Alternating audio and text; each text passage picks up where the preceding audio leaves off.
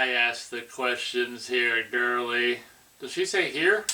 Might just be I ask the questions, girly. It's either that or that. Haven't seen this movie a whole hell of a lot. Welcome, huge movie fanatic Nate, stopping on by, once again coming your way with another one of my famed movie/Blu-ray reviews. Today I will be reviewing the movie and the most recent Blu-ray release of Ghostkeeper. My history with Ghostkeeper doesn't go very far back at all. I think it was January of this year, 2026, that I was on Prime looking around. Turns out this title was on Prime for free if you've got a Prime membership. At the time, my mom's got Prime, so I was able to see this. And it should be said that the print or the version they have on Prime is just garbage compared to this Blu-ray release, and I would imagine probably compared to the first Blu-ray as well. But I don't know what the hell version that one is, but that's pretty garbage and like maybe standard definition and just kind of garbage. So if you've seen that on Prime, don't think that this Blu-ray is what, you know, the Prime version has this Blu-ray version or anything. But yeah, I had never heard of Ghostkeeper until January 2026. That's what's so amazing. You know, there's this movie that existed for what is that, like 40, I think it's 45 years. This came out in 81, I think. Existed for 45 years, and I didn't find out anything about it until it was 45 years old. But you know, it being January in Minnesota and snowy and cold and stuff, I'm always up for something like this. Honestly, there isn't that many kind of winter, you know, horror movies or winter, you know, suspense movies and stuff to watch. You got my handful of, like, you know, Terror Train, Don't Go in the House, even though there's not a whole lot of snow in Don't Go in the House. There is snow in Don't Go in the House, but not a lot.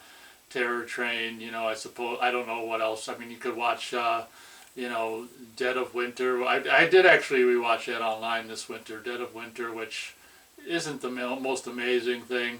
There's all kinds of, you know, winter, you know, suspense movies or genre movies that you can watch during that time of year. So I found myself just watching, I can't remember, I might have watched the first half. I think I started it really late, so maybe I watched the first half one night and finished it the next night. But instantly after I saw it, I was like, God, this is kind of a cool, like, winter movie. And I looked online to see if it was on Blu-ray, and turns out this version was just about to be released. And the crazy thing is, it was like sold out everywhere. Like, it was really, really just the strangest thing to me. It's like this movie that is so obscure, who the hell's ever heard of it?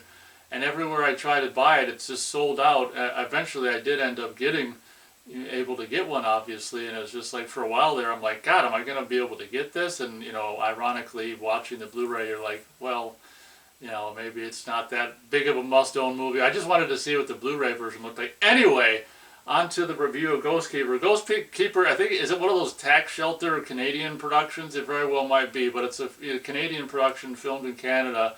And what's so funny is, the opening credits just shows the winter scenery and music and stuff. And before the credit for, is it Paul Zaza, I want to say? Something,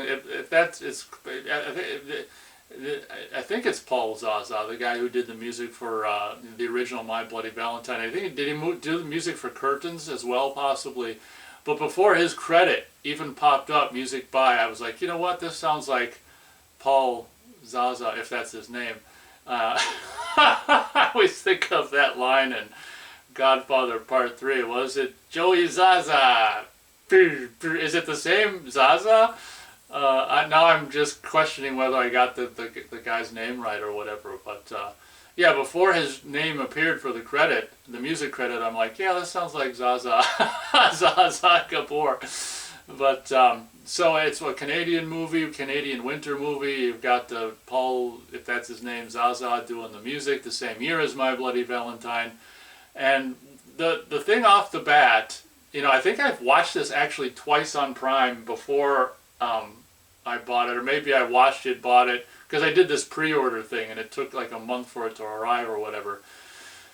And so maybe I watched it, you know, I watched it, pre-ordered, and then watched it, you know, before I got the Blu-ray. So I think I've seen it 3 times. And one thing that this movie's biggest strength, and it's kind of regarded as like loosely like the Canadian Canadians' answer to or Canada's answer to The Shining, and I'm like, well, that's kind of, goofy, because the coolest thing about this movie is this is a perfect movie to watch in the winter if you're snowed in. The absolutely completely beautiful Canadian winter landscape and scenery, and the atmosphere in this movie is absolutely fantastic, and that's actually pretty much more or less all there is, or the biggest plus to this movie is the atmosphere. The atmosphere, the music. Paul Zaza is great. I wouldn't necessarily call it music so much as just just Paul Zaza, just whatever tonalities or background. Yeah, I mean it's music technically, I suppose, but I don't think there's any like theme or anything. It's just his atmospheric kind of moody, musical accompaniment, just whatever the hell you want to call it. But the premise of this movie, you can tell the people who made this movie had absolutely, all they had was enough money just for basically film stock and to rent a 35 millimeter camera and sound equipment and stuff. And just to basically rent, or maybe they didn't even have to pay for it. Maybe they knew someone who knew someone to be able to film in this, probably at the time closed down, I would imagine, for the season or something. Whatever the hell it is, the hotel location or whatever. Because there's absolutely like nothing else to this except for, it looks like maybe they built that, I don't know, the ice brick room to keep the Wendigo, which is another thing I'll get into it, and maybe the Wendigo makeup or whatever, but that's I'll get into that. So the premise of this movie, I can't stress, this is very much like with, the original April Fool's Day for me, where like the beginning, the first half is the best, and as it wears on and people die or whatever, characters that you might like die, it's just like it gets less and less interesting in my opinion. And once like the mystery of who's because in the first half the mystery of like who's inhabiting the motel or it's a hotel, is it Deer something Deer Lodge, something Deer Lodge Inn or Deer something whatever, but once the mystery is revealed, like who's inhabiting the building, and people, someone dies or whatever, and maybe people are dying, like maybe it's not as interesting. And the last half is like we got to just film enough to be feature length so we can release this or whatever. It's clearly a micro frickin' budget, but don't let that dissuade. Like this is, oh man, I'm so torn on this movie because it's a perfect example of like you don't need money to make a movie. At the same time, it's an example of like just take advantage. They clearly just took advantage of the beautiful just Canadian winter situation, which is just like frickin' snow up to their waist. It looks like in some scenes they're just trudging through the snow and stuff, and it's like constantly, the snow when it's snowing, it's real. It's just beautiful. I can't even stress enough how the scenery is in the atmosphere in this movie is top notch. So the premise of this movie, you've got three characters, a guy and a girl on a snowmobile, and then another kind of hot girl on her own snowmobile. Oh, another thing is this is branded as like New Year's Eve. A person could watch this, on New Year's Eve if they wanted to. It's kind of like this really half-assed New Year's Eve movie because it's supposed to take place on New Year's Eve. It's so all they do is it's not like you see any New Year's revelry or anything. Like it's so like the most lame ass New Year's Eve movie ever. All they do is just, so these people, I guess in the movie, this guy and these two girls on the snowmobiles are basically snowmobiling away from the New Year's Eve bash that they're, currently attending or whatever. They're on vacation for New Year's Eve, whatever. And the premise, you never see this big group of people, obviously, or this party they're snowmobiling away from. They just kind of got bored of the people they're hanging out with. They're all just asleep or drunk or whatever. So they're snowmobile off to just, have a snowmobile trip, before they get back to celebrate New Year's Eve or whatever with all their friends. Well, you never see any of these friends or whatever. And they're snowmobiling, they go to the store, meet this old guy, which is kind of funny, and then not funny, but fun. And then they leave, and then they, snowmobiling. For my money, there could have been a little more snowmobiling at the beginning and a little less nothing towards the end, but that's just me. I mean, show this beautiful scenery more, in my opinion. But they did what they did. But you know, they snowmobiling around. They find this road that says no trespassing. Of course, they go up the road and find this deer whatever, deer something, deer lodge, whatever the hell it is. And it's like, oh, let's check this out. And they go in there, and I mean, I don't know why it'd be unlocked, but it is. The door is unlocked. They go in there, and you know, it's creepy and stuff. So as I said, the first half of this movie, or the first third of it, in my opinion, is the best, because it's, you know, yet to be figured out, or yet to be revealed what's going on and stuff.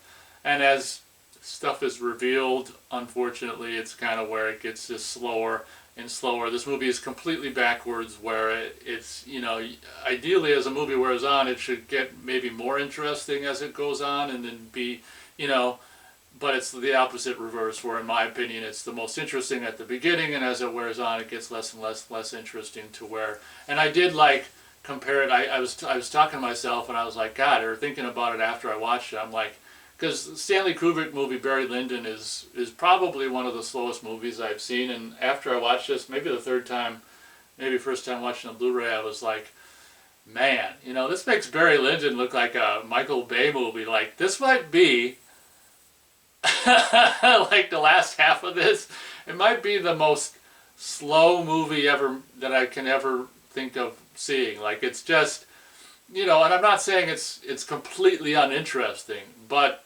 it's holy crap. The last half of this is like, you really have to, and it's so funny how much, like, I was just, it's so crazy to me that this was sold out everywhere initially in January and stuff, or I think it was January when I tried to buy it, or maybe February, I don't know. It was one of those months when I saw it and, you know, tried, and I bought it and stuff. And yeah, I think, oh yeah, maybe January, okay.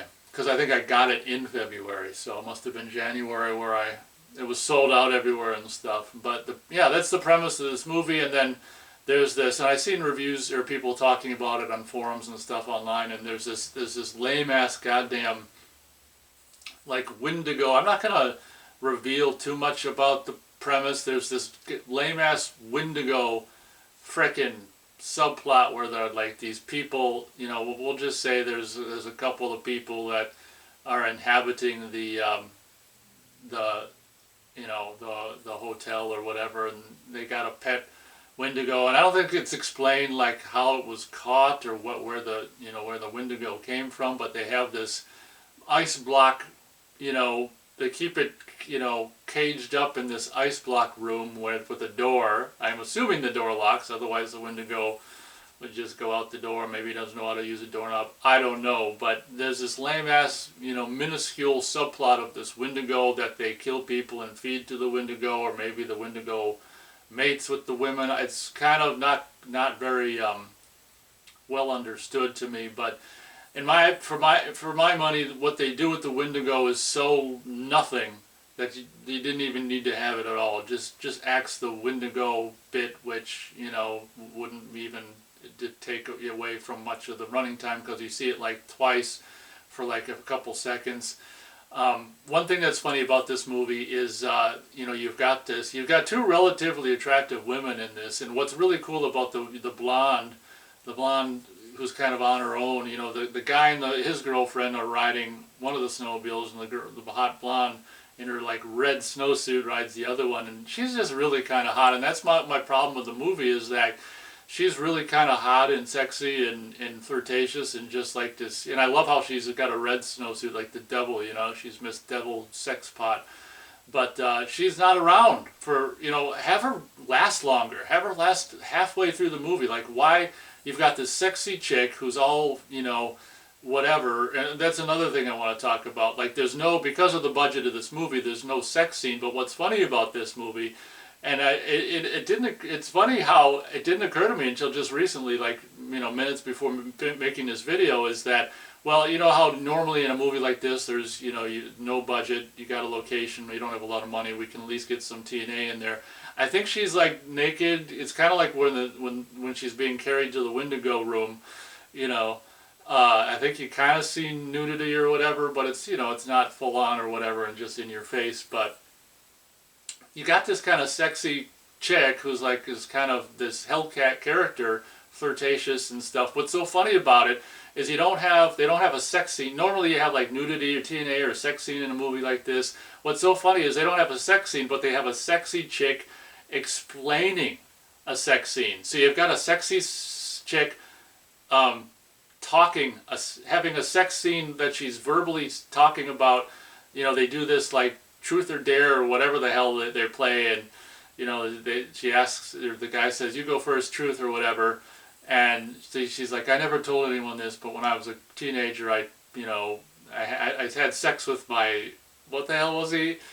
I wanted to get, I had this fantasy when I was a teenager to get paid to have sex, and I had sex with, in a back of seat with, twice, with this, what do you call a teacher that's, you know, a teacher that's in for a day? It's been so long, luckily, since I've been in school, I can't even, yeah, the teacher, that's not the normal teacher, but the normal teacher's out and you've got a teacher in. God, why can't I think of that? Anyway, substitute teacher, yeah. So this sexy story about this, I think 16 or 17-year-old version of this chick, the blonde in the red snowsuit, you know, recounting the story of seducing I forgot, substitute teacher in the back seat of his vehicle. And it's just like, you know, I mean, it's kind of it's funny that is this the only movie where in lieu of a sex scene they have a hot chick describing a sex scene, you know, verbally? And I didn't think, and it was just I seen the movie 3 times, and you know, it was just minutes before I pressed record that this is so fun. It doesn't have a sex scene, but it's got a sexy chick talking about a sex scene, so that's funny. And you know, she goes on to take a bath, and you don't see anything during that scene. But one thing I do want to mention is I absolutely love how this movie looks, and the Blu-ray is absolutely fantastic. There's a lot of, like, you know, kind of like lantern / candlelight in this movie and stuff, and the scene where the blonde is taking a bath with all the bathrooms full of candles and stuff, absolutely gorgeous photography. And there's a lot of people walking around with, you know, like a kerosene lamp and stuff, and all that kind of stuff.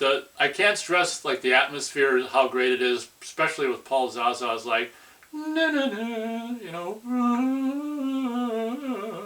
you know, just his atmospheric music or whatever. But unfortunately, the blonde chick ends up disappearing, probably somewhere in the first third of the movie. And then the last half, you just pretty much got, you know, the antagonist to deal with, and this guy and this chick. And one thing I will say about this chick, who's like the final girl, I guess, is the woman they got to play. Both of the women, you know, the young women in this movie are pretty hot. And the woman they got to play like the final chick, you know, her character is kind of interesting because through dialogue and stuff, she's got some kind of sordid past. I mean, who doesn't have a sordid past? It's just a variation on the sordidness, you know. Some people have a more sordid past, some people have a less sordid past. But I'd say everyone's pretty much got a sordid past, unless your family's religious, and then you really got a sordid past. Just kidding. Well, not really kidding. But anyway, that'd be another video, maybe another channel. But yeah, there's something. The actress they got to play the lead, or the final girl, is just got something about her face that's so like sexy, classy.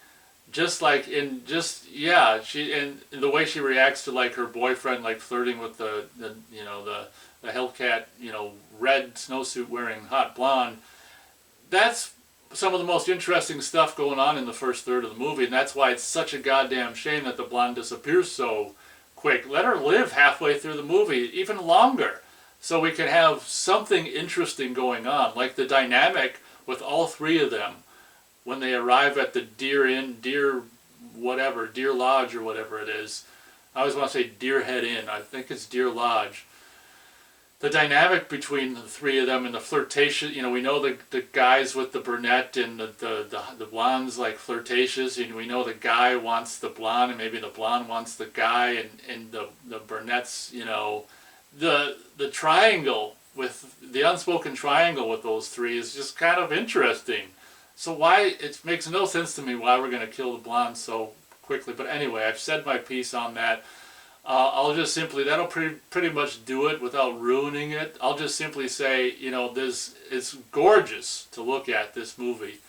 and the atmosphere is fantastic. Unfortunately, there's not a whole hell of a lot that goes on, and there's something that happens where, you know, I've seen people on forums criticize this, and I think I agree with them, where this, you know, the guy kind of goes nutty at the end for no fucking reason, and there's just a scene of just, you know, if you like that kind of stuff, that's fine. I just like, oh, and it's not a big deal or anything, but I mean, I don't know if it was their version of like Jack Torrance, like for a couple minutes we'll just, you know, oh my god. So, and the funny thing is, like when they were filming this, The Shining, I don't even know if it would have even been out yet or whatever. So I don't know if whoever saw or whoever made this even saw The Shining well before they made it or whatever. But it's just another one of those things that can be like compared to, you know, the Canadian The Shining or whatever. But it was thinking, you know, after I saw the Blu-ray for the first time and the third time seeing the movie, I was like, God, the star rating is difficult, because on one hand,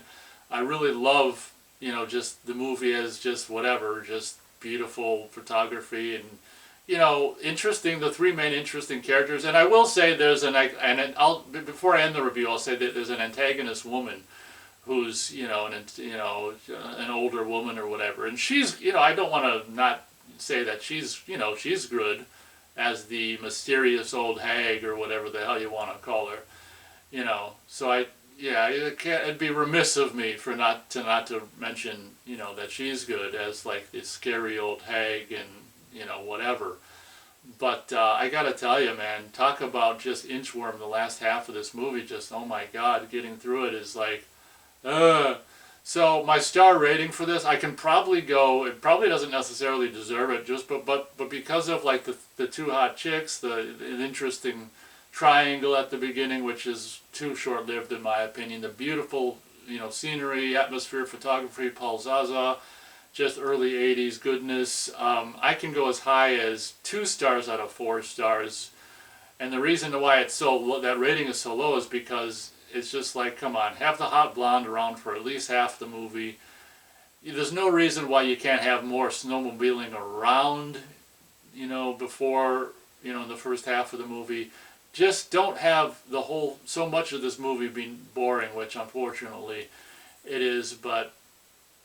And it's so funny that I was just like, oh my god, I was so possessed with, I needed to have this Blu-ray, which ironically came out. It's so strange how this this recent Blu-ray came out, you know, right at the exact same time I first saw the movie on Prime for free with this god-awful freaking version that they had that they have on there or whatever.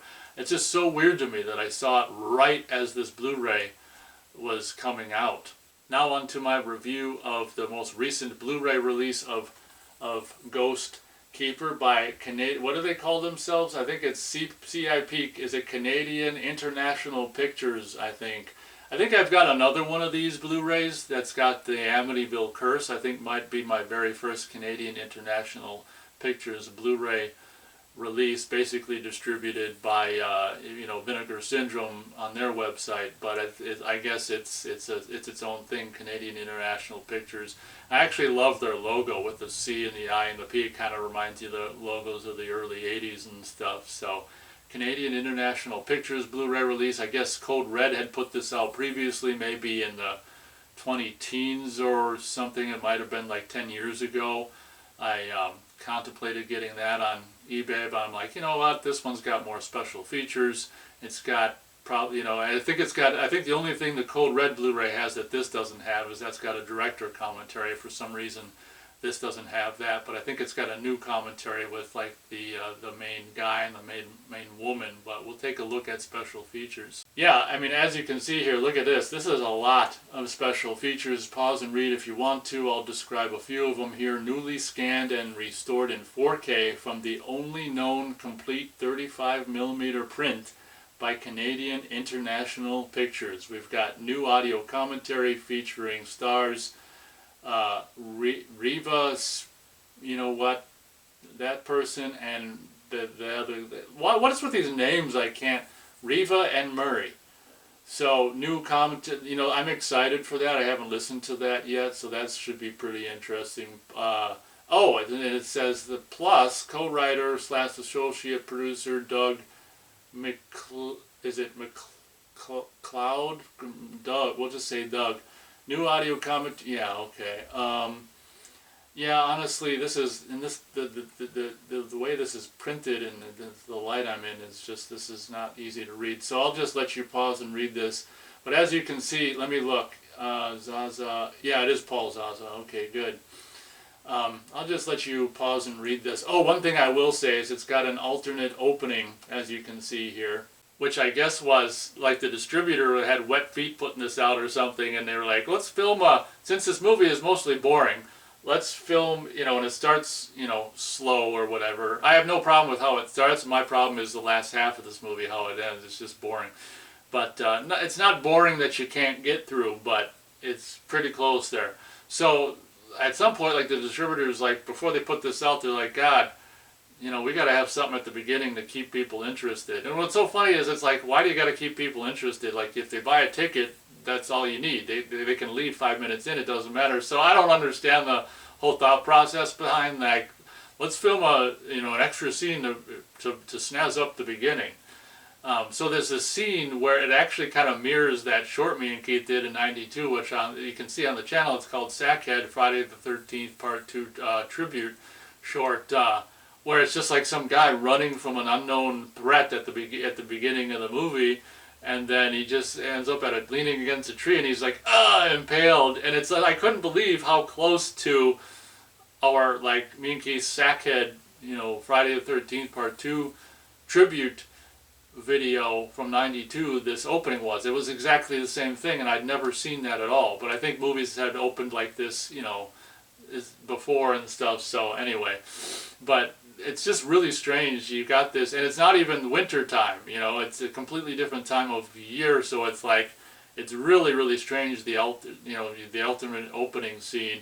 There's a Q&A with, I think, the main Murray Ord, I don't know how to pronounce his last name, and maybe some other people that did Q&A at a screening, I think. I watched a little bit of that, but then it was late, and so admittedly I haven't really delved into the special features. I don't have a lot of time these days to watch all these special features, so admittedly it's kind of a sloppy Blu-ray review where I can't comment on the special features, but with the views I get on this channel anyway, it doesn't fucking really matter. So I mean, like 10 people are gonna watch it, so it's like, who the hell gives it? I'm not gonna watch hours and hours of special features so I can tell 10 people or the 1 or 2 or 3 people that watch the video all the way through the special features anyway. But as you can see, when I looked at the special features thing, it's got a lot of special features.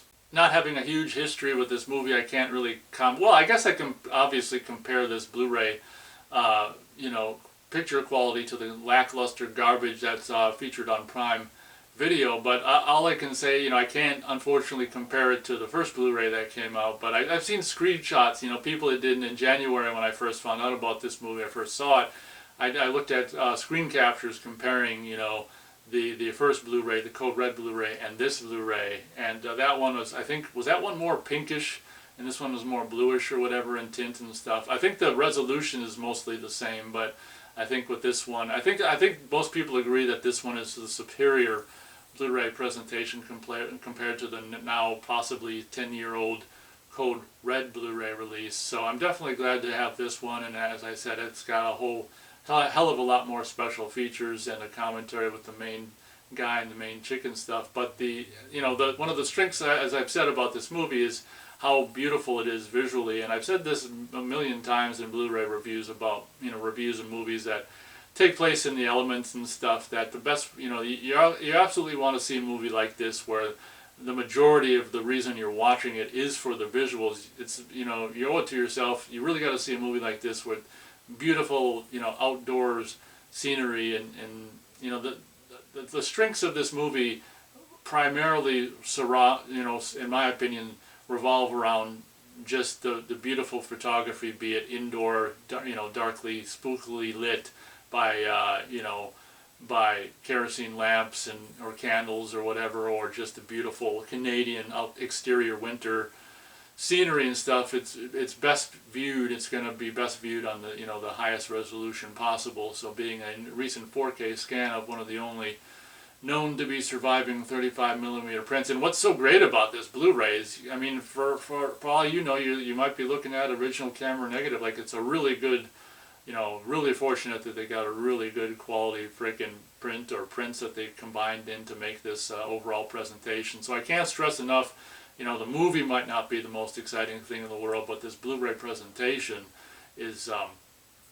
very, very well done. And one thing that I was even struck with, not that I had a whole lot of history with this movie, but you know, I watched this on the TV. It was connected to like a stereo. So I didn't do I watched it, you know, I didn't watch it with the TV speakers.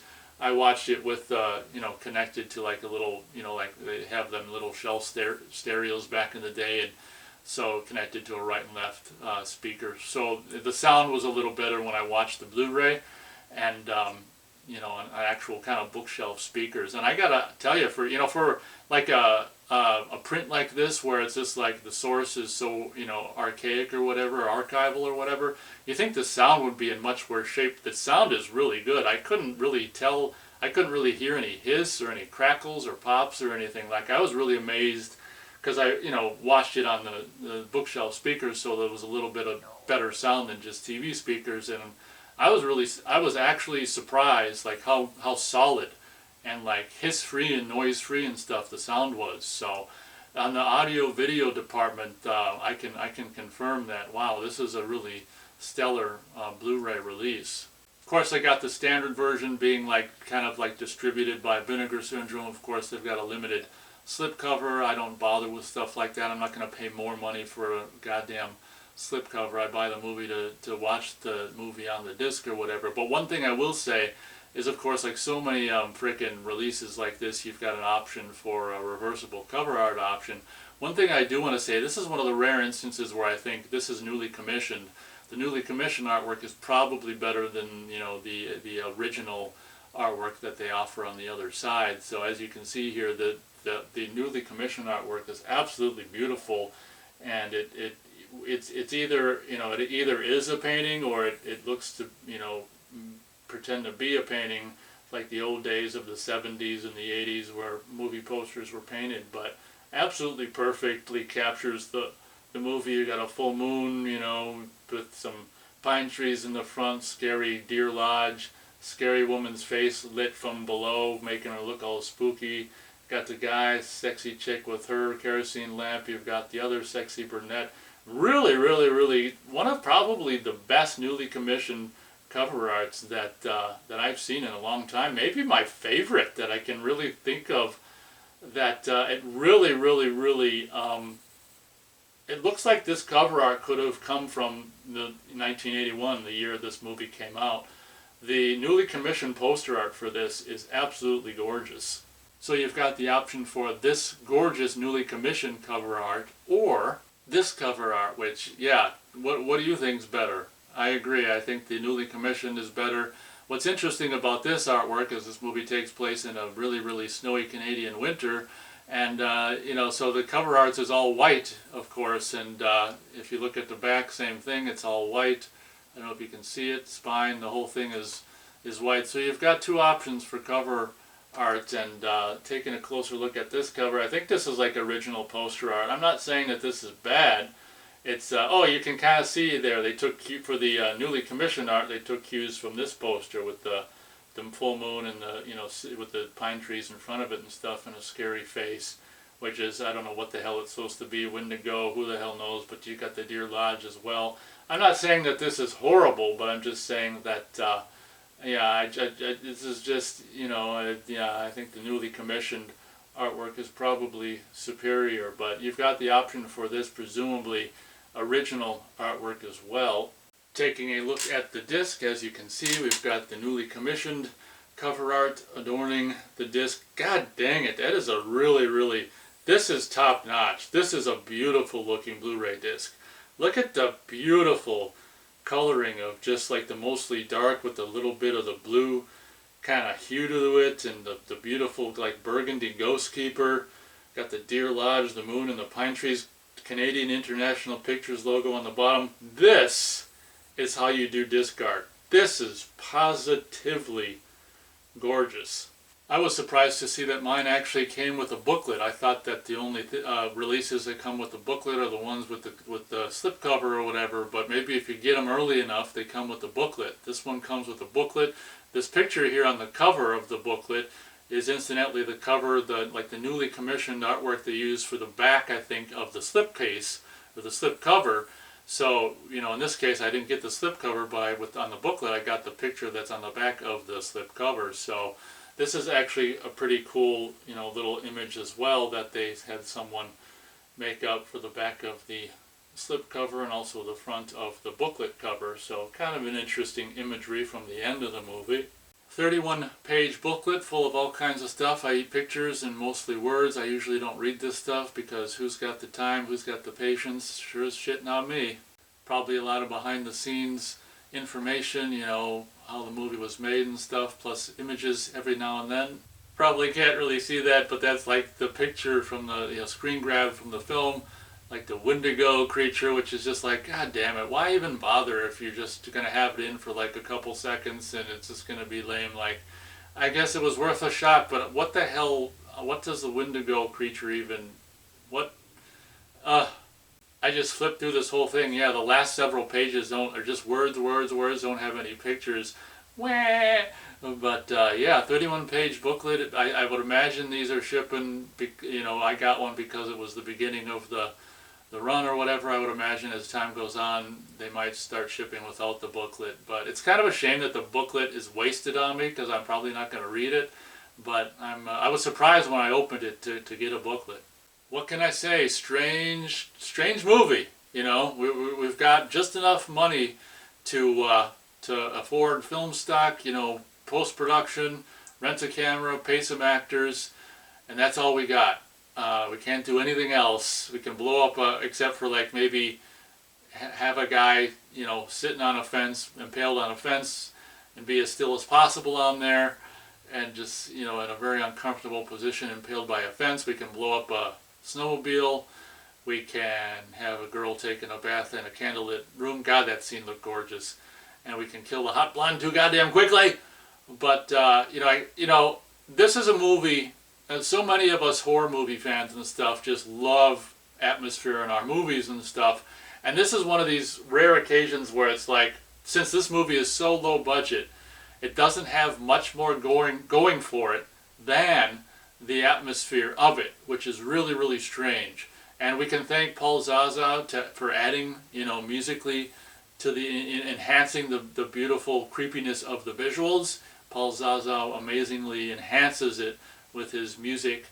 And we've got, you know, relatively strong, you know, main actors and stuff. And it's, you know, it's such an interesting movie because it's so competent in areas, and so many areas, and just at the same time it's like the last half of it is, or maybe even the last 2/3 of it is just like, what are we doing? We're just kind of existing so we can, you know, meet the required running time. So it's a strange movie, but this Canadian International Pictures Blu-ray release, if you like this movie, you know, I think this is the best way to own it. And it's supposed to, oh my god, this video is being published a lot later, but I'm shooting it in mid-March, and we're supposed to have a blizzard. The snow all melted, and we're supposed to have like 6 to 10 inches of snow. So perfect, you know, perfect weather to watch this. So I might show Beth. This will help her sleep. This movie will help her sleep. But yeah, we're supposed to have a blizzard over the weekend, so might be perfect weather to watch the, you know, historically for the past several winters, maybe even, well, probably better part of 2 decades. You know, Airport was a go-to movie for blizzards, but now I might have to choose between Airport and Ghostkeeper. Admittedly, Airport is probably a little more interesting of a movie, but Ghostkeeper, you know, Airport has been a part of my life for such a long time that maybe now Ghostkeeper can be the go-to for some of the blizzards. I can just alternate Airport, Ghostkeeper, Airport, Ghostkeeper. But yeah, wish me luck with a goddamn mid-March possible 6 to 10 inches of goddamn snow. Fuck this. That's my mood. This video is being published probably in April, So hopefully by the time it's published, we're done with snow for months for the season. And I'm just rambling. Thanks so much for watching this video. Hope you guys enjoyed. And as always, we'll catch you on the next video.